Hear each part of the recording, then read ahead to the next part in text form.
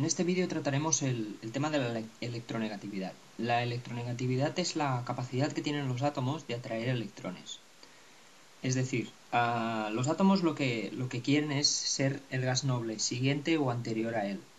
Para ello, como sabéis, tienen que completar los orbitales. ¿Qué nos sucede? Sucede que hay algunos átomos que lo que necesitan es captar electrones para poder llegar a rellenar esta capa o este orbital final para poder ser el gas noble siguiente y de esta manera ganar en estabilidad. ¿Qué es lo que sucede con la electronegatividad? Bueno, la electronegatividad en el fondo lo que nos marca es qué tipo de enlace es el que forman los átomos entre ellos. Vamos a poner un ejemplo, o mejor dicho, vamos a comentar el tema cómo funciona. Si imaginamos la tabla periódica, muy a grosso modo dibujada, veremos que la tabla periódica se distribuye en tres zonas fundamentalmente, que serían aquellos átomos que acaban en orbitales s, aquellos que acaban en orbitales d y aquellos que acaban en orbitales p. Aquí tendríamos la línea que nos separaría los no metales de los metales. Ahora no nos vamos a fijar si son metales o no metales, sino nos fijaremos exclusivamente en cómo termina la configuración electrónica de los átomos. Y nos fijaremos exclusivamente en los átomos que acaban en orbitales s y acaban en orbitales p. Pongamos, por ejemplo, un átomo que se encuentra en esta zona de aquí, es decir, que acaba su configuración electrónica en un orbital s, y supongamos que acaba en un S1. Tenemos que tener en cuenta que si acaba en un orbital S1, muy probablemente detrás tendrá un P6, es decir, tendrá un orbital 6 lleno, de manera que el orbital siguiente será el S con un solo electrón. Ahora imaginémonos, ¿qué es lo que le es más cómodo, hablando llanamente, al electrón? ¿Captar un electrón o ceder un electrón? Recordemos que los orbitales no dejan de ser zonas energéticas, es decir, zonas espaciales donde hay una energía concreta. Y recordemos que los orbitales se distribuyen según una energía creciente. Y la estabilidad se rige por la menor energía. ¿Qué quiere decir esto? Esto quiere decir que el orbital P6 es de menor energía que el orbital S1, para este caso. Con lo cual el átomo le será mucho más cómodo ceder este electrón para dejar la capa P6 llena. Pero puede suceder que nos encontremos en átomos de esta zona de aquí, en los cuales el átomo tenga una configuración que acabe en P5. Cuando me refiero a P5 quiero decir P5, P4, P3, es decir, que les quedan unos ciertos números de átomos, es decir, un número de átomos para poder llenar la capa P. ¿Qué es lo que le sale más a cuenta a este átomo? Pues está claro que lo que le sale más ventajoso es captar un electrón para pasar a ser P6 y de esta manera ser el gas noble siguiente. El elemento más electronegativo es el flúor. ¿Por qué? Vamos a ver el motivo por el cual es el más electronegativo. Y entonces, en base a esta explicación, veremos cómo cambia la electronegatividad en la tabla periódica. El flúor es un elemento que tiene Z, es decir, el número atómico, 9 electrones. De manera que su configuración electrónica es 1s2, 2s2, 2p5. ¿Qué quiere decir esto? Esto quiere decir, primero, que le falta un electrón para ser un P6, con lo cual será el gas noble siguiente, que si recordamos la tabla periódica, después del flúor viene el neón. De manera que si el flúor capta un electrón, su configuración electrónica será exactamente igual a la del neón. El neón, al tratarse de un gas noble, es extremadamente estable. ¿Qué quiere decir esto? Esto quiere decir que los átomos en el fondo lo que quieren es ser estables, es decir, tener ese número de electrones tal que se encuentren como un gas noble, es decir, no reaccionen con nadie. De manera que el flúor, ¿qué es lo que necesita? Captar un electrón. Nos encontramos en este caso de aquí. ¿Qué es lo que hace el electrón? Capta un electrón, se convierte en P6 y por tanto tiene una configuración electrónica igual que la del neón.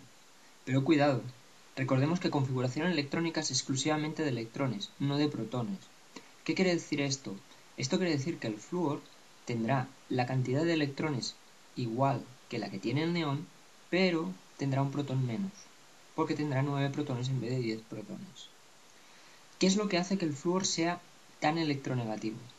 No solo es esta capacidad que tiene por el simple hecho de faltarle un electrón y ser un gas noble el que hace que sea el más electronegativo.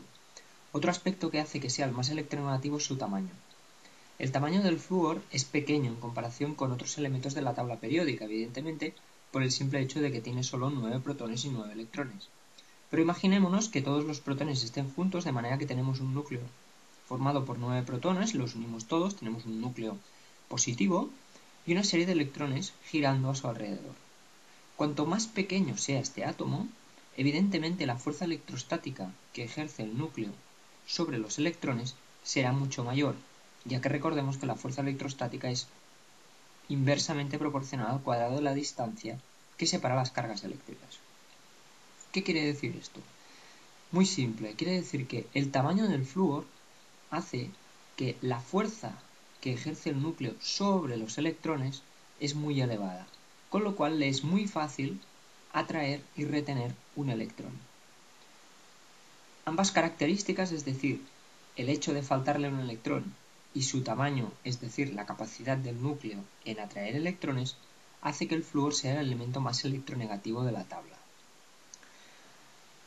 ¿Qué más podemos contar de la electronegatividad? Bueno, la electronegatividad lo que nos marca es qué tipo de enlace existe.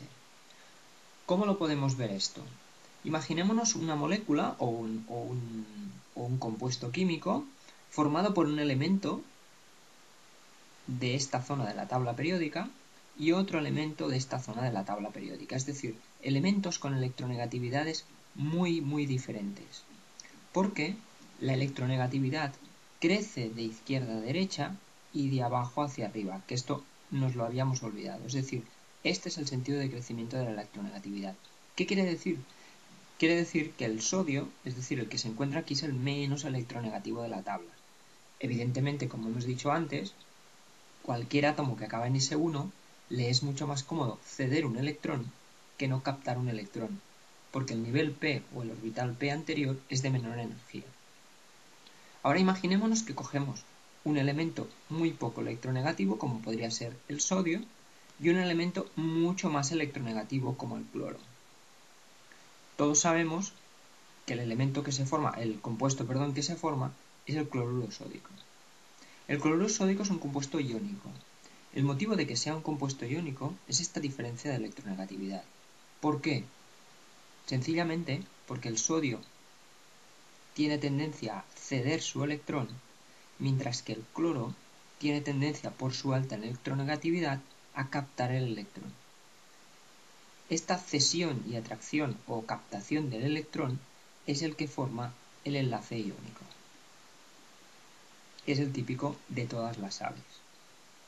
Pero ¿qué pasa si lo que tenemos son dos elementos de la tabla periódica con electronegatividades muy cercanas? Pongamos, por ejemplo, el carbono y el oxígeno, que son elementos que están muy juntos en la tabla periódica. Estos dos elementos, al tener una electronegatividad muy parecida, evidentemente los dos tienen la misma capacidad de atracción o capacidades parecidas de atracción de electrones. ¿Qué quiere decir? Que ninguno de los dos manda. Es decir, ni uno coge ni el otro da, ni al revés, sino que lo que nos genera esto es un enlace covalente, es decir, el de compartición de electrones. ¿Por qué? Pues porque, como comentábamos antes, la diferencia de electronegatividad entre ambos es tan baja que ninguno de los dos manda sobre el otro, es decir, ninguno de los dos tiene más tendencia que el otro a atraer los electrones. Están a la par, más o menos.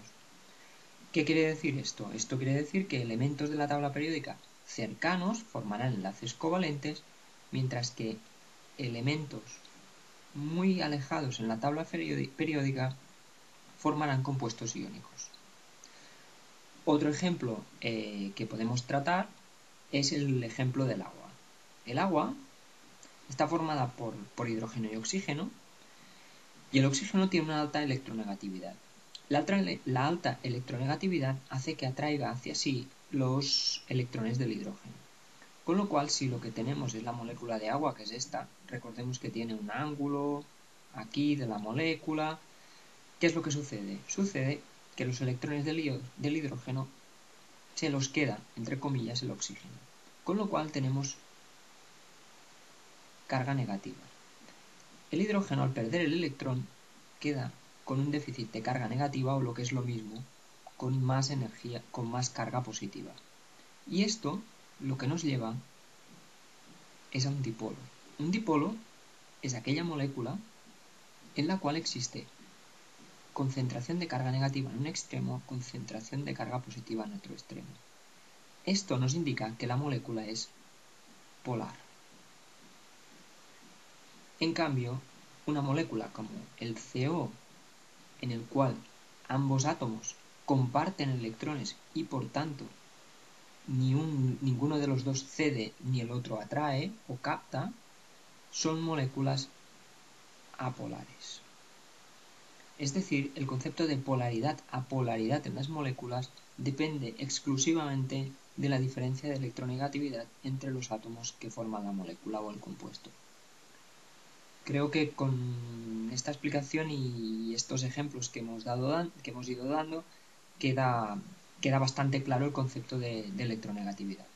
Gracias.